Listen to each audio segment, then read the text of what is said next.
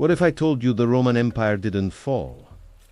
It rotted from the inside, not by sword, not by war, by something older, quieter, hungrier, a hidden force beneath its streets that whispered into the minds of senators, that made generals vanish without a trace, dead turned temples into graves, and when the truth got too close, they erased it. This is the story they buried beneath the ruins, and it begins. In silence, welcome to history's dark secrets, the channel where untold truths rise from the shadows. If you're drawn to forgotten history, ancient conspiracies, and the forces buried beneath empires, then subscribe now and join those of us who still remember here. Because once you hear the whispers, there's no going back. Let's go to Rome. Not the Rome of postcards and ruins. The one that burned beneath the marble. The year is 180 A.D. Rome stands as the ruler of the known world. Its armies have crushed rebellion from Gaul to Judea. Its emperors dine like gods, kids. Its citizens live under the illusion that their empire is forever, but beneath the stone streets, a pulse beats in the dark. Something ancient is waking. Something Rome forgot how to fear.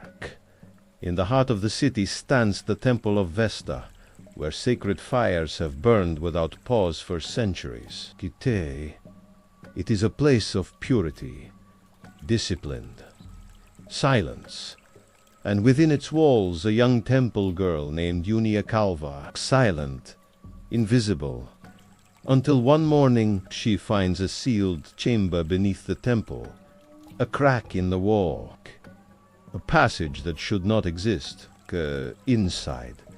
Dust chokes the air. Stone walls close around her like ribs. At the end of the passage, a chamber filled with scrolls, old, fragile. Yet somehow she understands them. The words pulse in her mind. Not read, remember. At the same time, on the northern frontier, General Lucius Severus commands Rome's elite forces. He is ruthless, feared, victorious, but his soldiers begin to change. They whisper in sleep. They carve strange symbols into their shields. Some wake up screaming, claiming they saw a mouth in the sky. Lucius investigates. He orders their camps searched, and in one tent he finds bones arranged in a perfect spiral.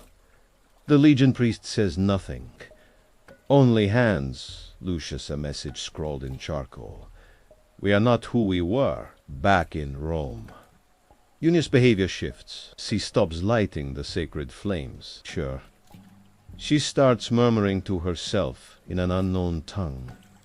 She walks barefoot through the temple at night. One morning, she appears at sunrise, covered in ash. When asked where she went, she replies, I went to remember. The high priestess slaps her, but Junia does not flinch. She only stares, and smiles. Lucius returns to Rome under secret orders. His reports about the front lines are dismissed. The Senate calls his concerns religious paranoia.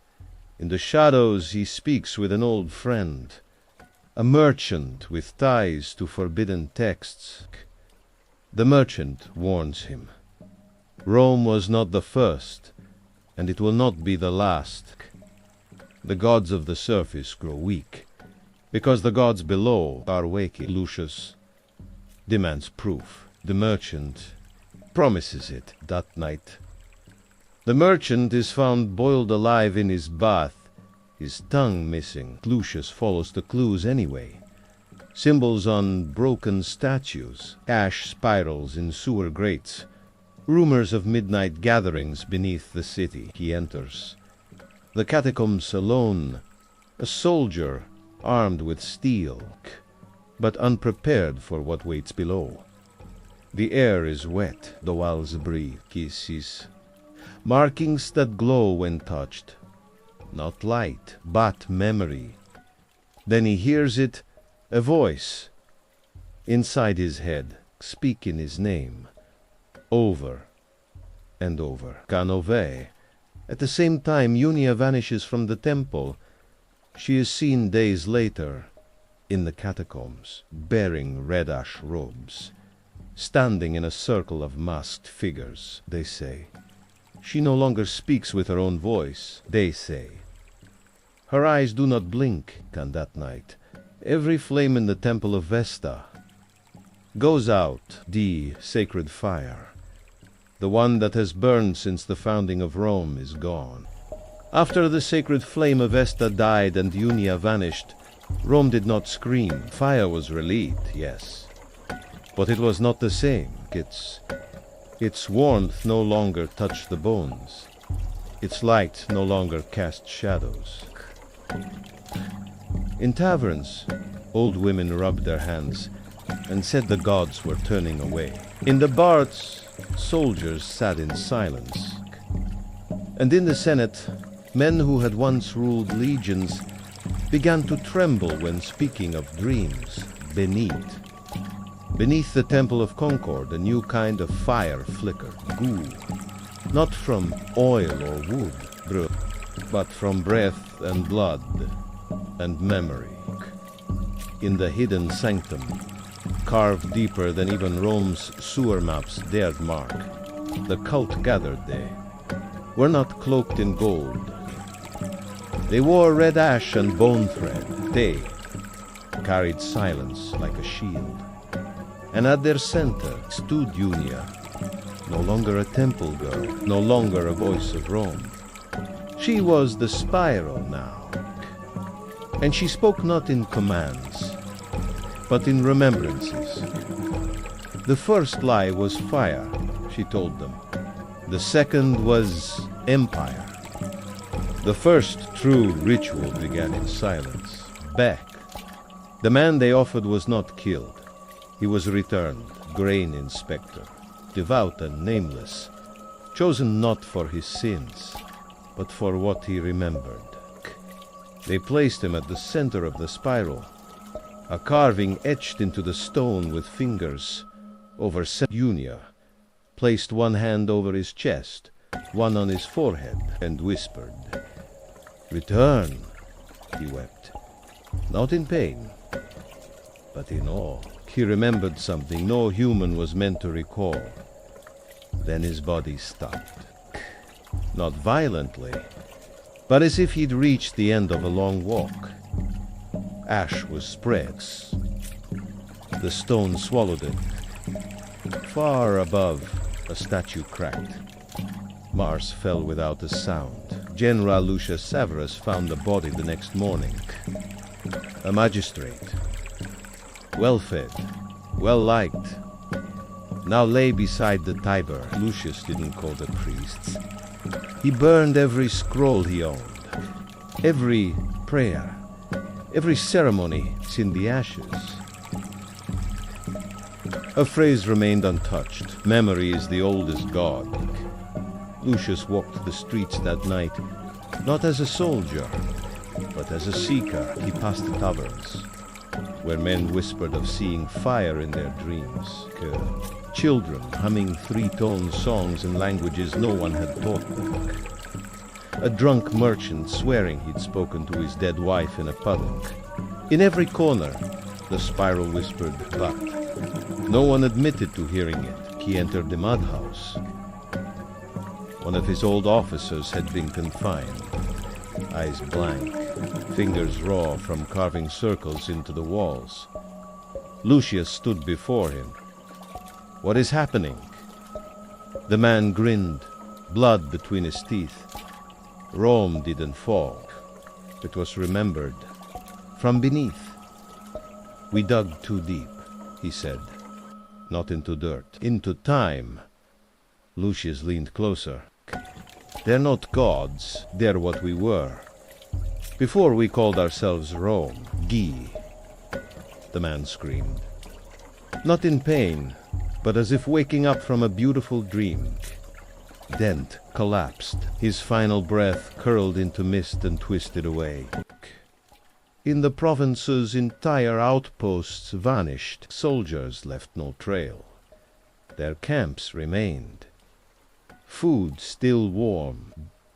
Just a spiral, carved in ash where the command tent should have been.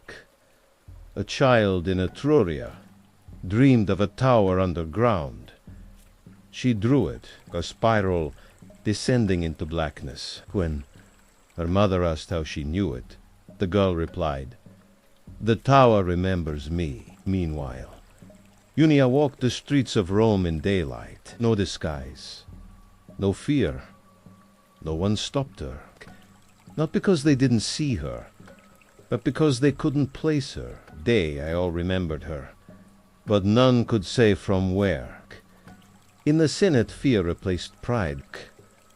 A bill was proposed reinstate the blood sacrifices to Jupiter, another to burn all foreign scrolls. But scrolls had begun rewriting themselves. Scribes copied laws that became poetry, tax documents that became prayers, maps that showed streets Rome never built but would. In the library beneath the Capitoline Hill, Lucius found a scroll sealed in lead. It bore no title, no author inside.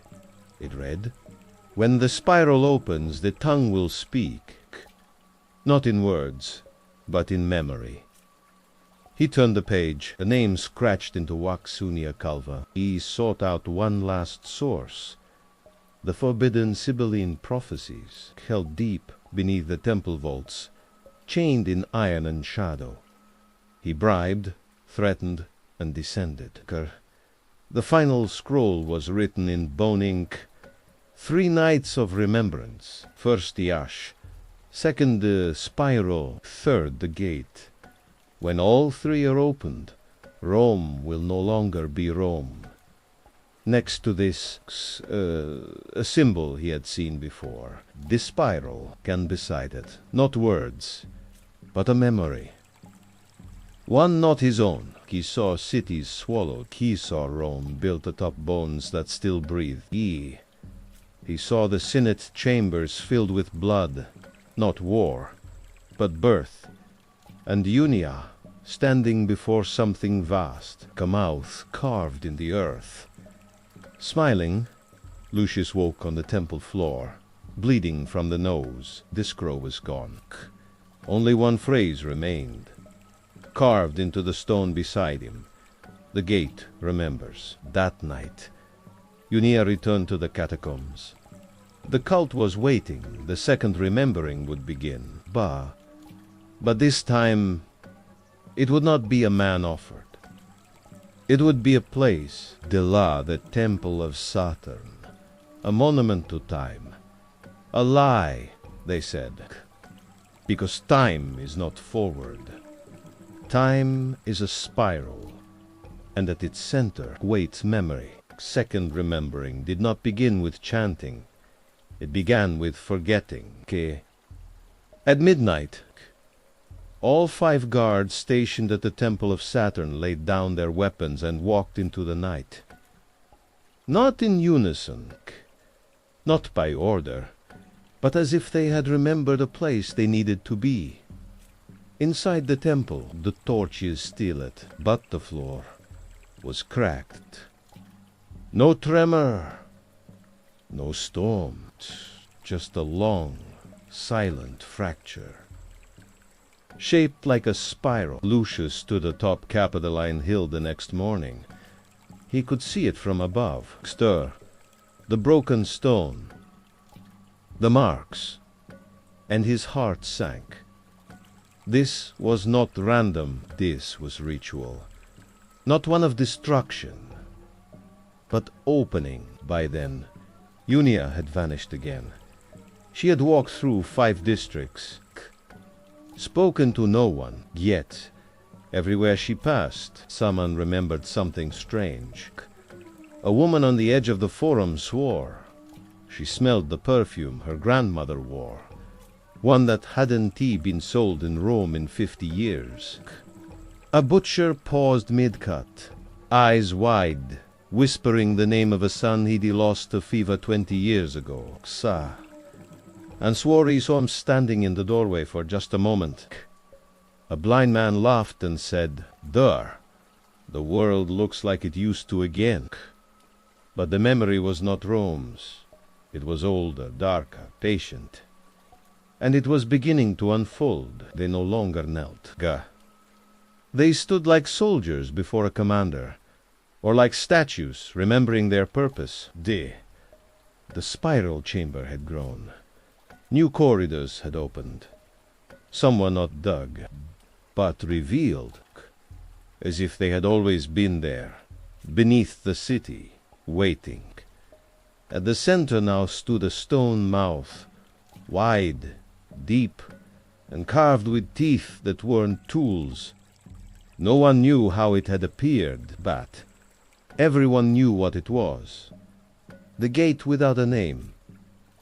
Lucius spent the next days walking the city alone. He no longer trusted his soldiers. Too many had begun whispering of dreams. Too many bore small spiral tattoos, hidden under armor, behind ears, inside palms. He visited a historian, old, half-blind, but still sharp. "Tell me," Lucius asked, "what was here before Rome?" The man blinked. "Before the myths, there was always Rome."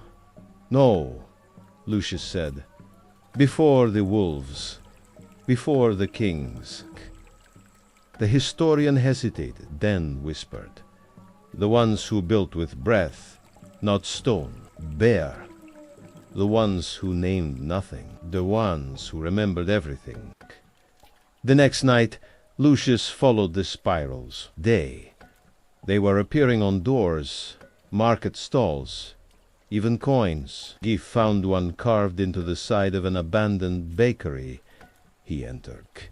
Inside, the smell of ash. The shelves empty, except for a single loaf, baked black, split down the center.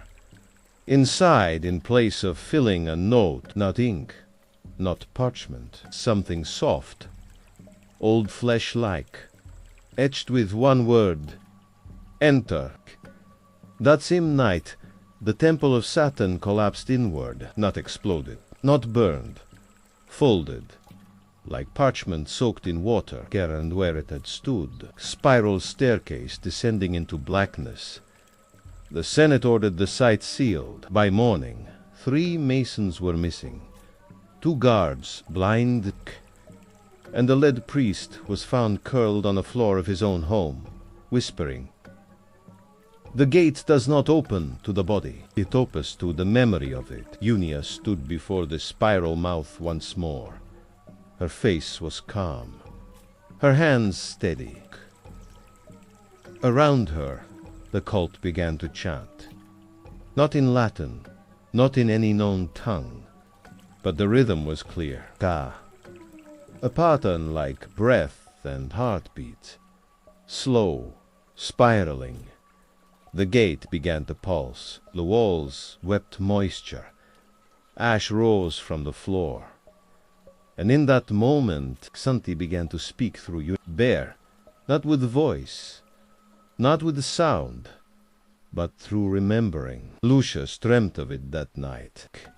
He saw the city inverted, Rome beneath Rome. He saw temples turned inside out, senators crawling through ash, children with eyes like polished bone. He saw Unia standing atop the Senate steps, her hands lifted, and the voice of every ancestor Rome had ever buried, speaking through her mouth, there. "We were here before your gods. We are. The shape beneath your columns. We are the law of forgetting. And we have come to collect." Lucius awoke screaming, and beside his bed, a spiral carved into the wood. No tool marks, no signs of entry, only one thing, his name, etched below it, but not in Latin, in something older, something that recognized him.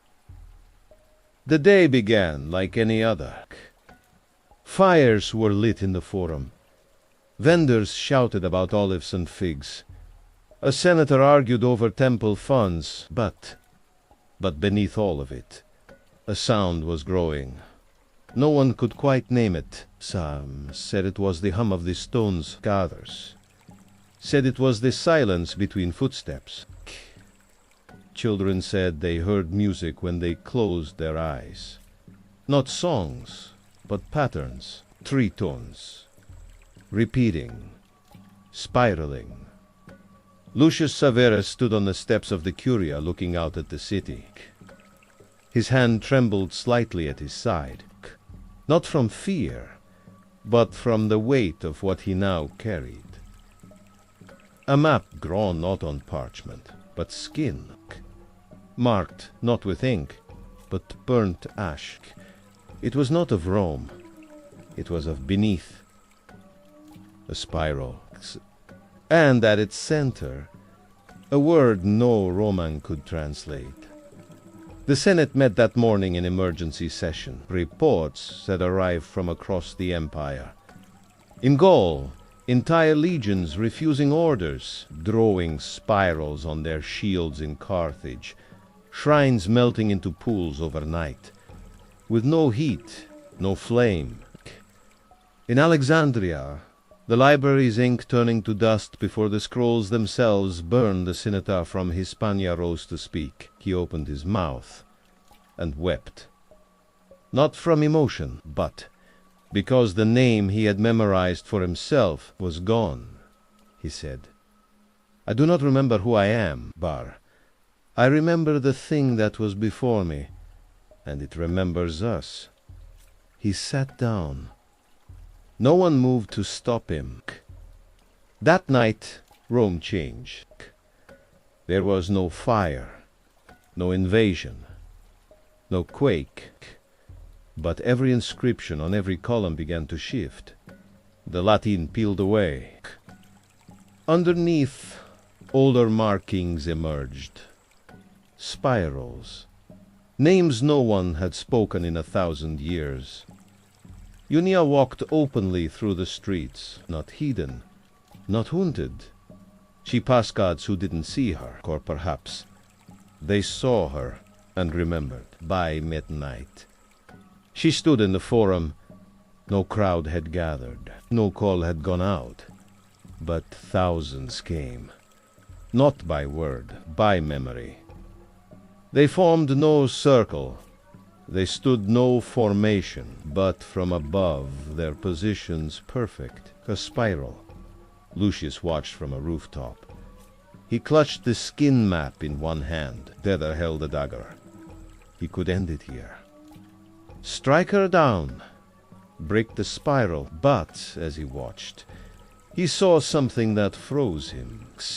The statues of the gods were crying. Small black trails ran down marble cheeks, and the air grew heavy.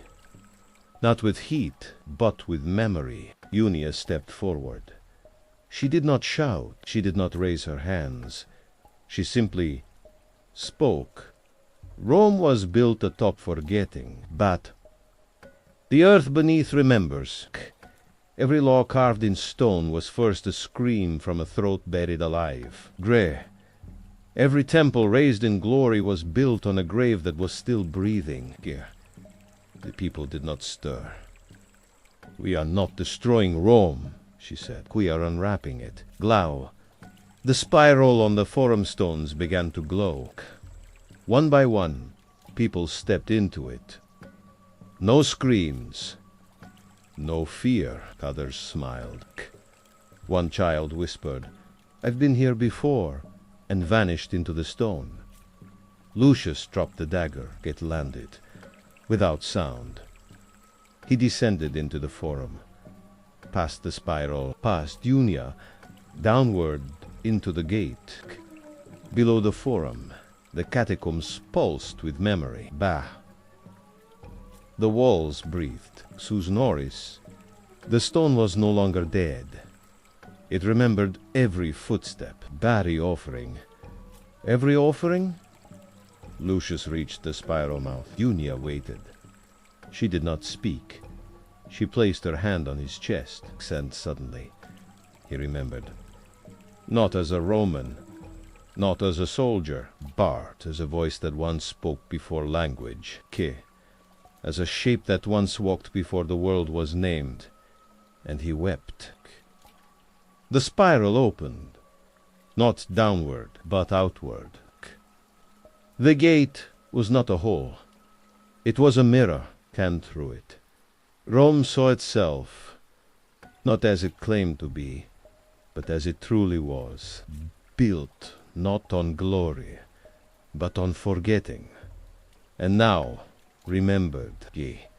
Above, the statues crumbled, the temples folded, and silence spread. But it was not death.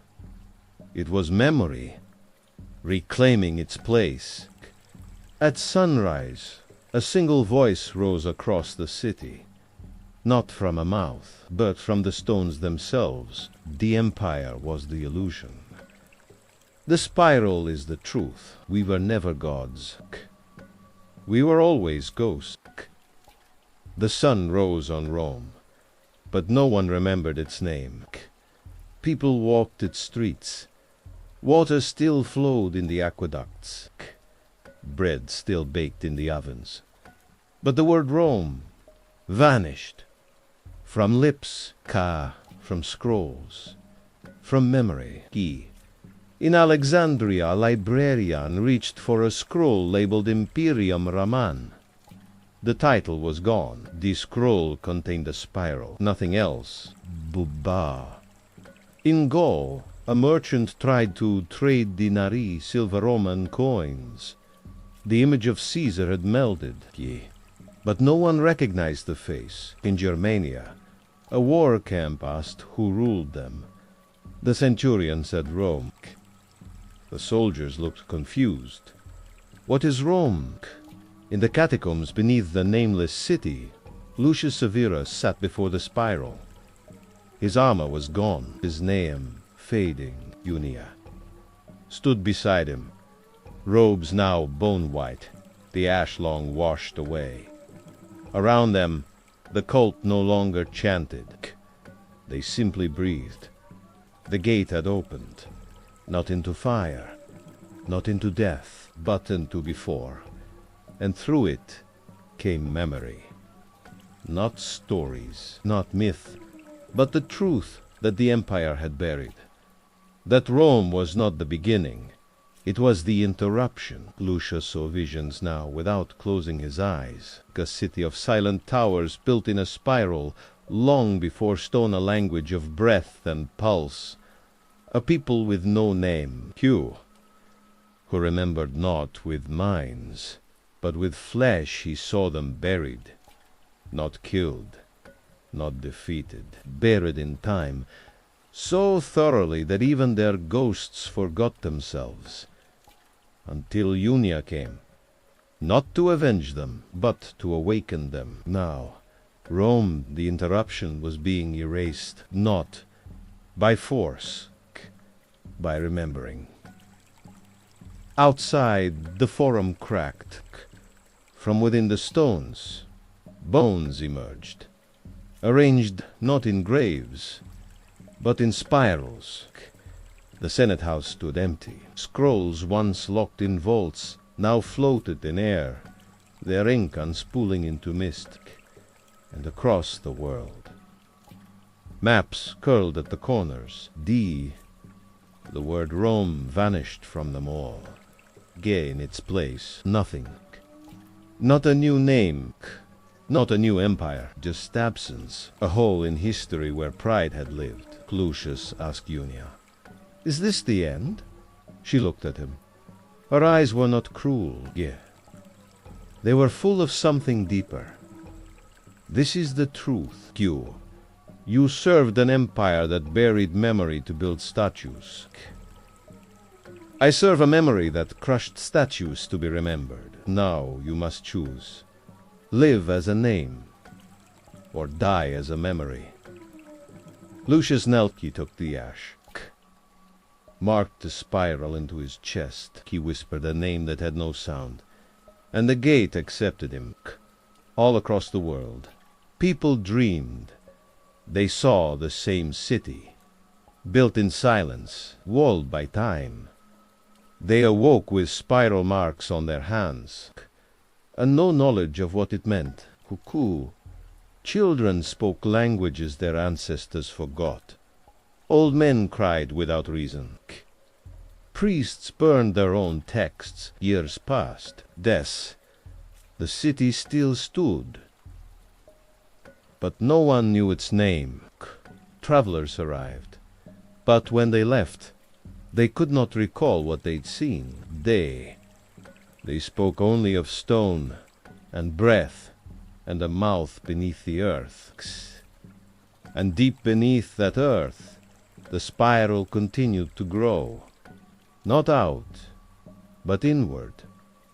Because memory is not a straight line. It curls, and folds, and waits, and every 1,000 years it opens. You were never meant to know this story. It was buried, not by time, but by those who feared what time remembers. Rome did not fall by sword. It was swallowed by the silence beneath it. And now you remember too. The spiral has opened for you, and once opened, it does not close. If this story stirred something in you, a feeling you can't name, a memory you don't own, then this is only the beginning. Subscribe to history's dark secrets to uncover what was never meant to survive. The buried, forbidden Cree. We have so many more doors to unlock, so many more truths to remember. Until next time, listen closely, watch your steps, and never trust the first version of history. See you in the next one. Thanks you so much for listening.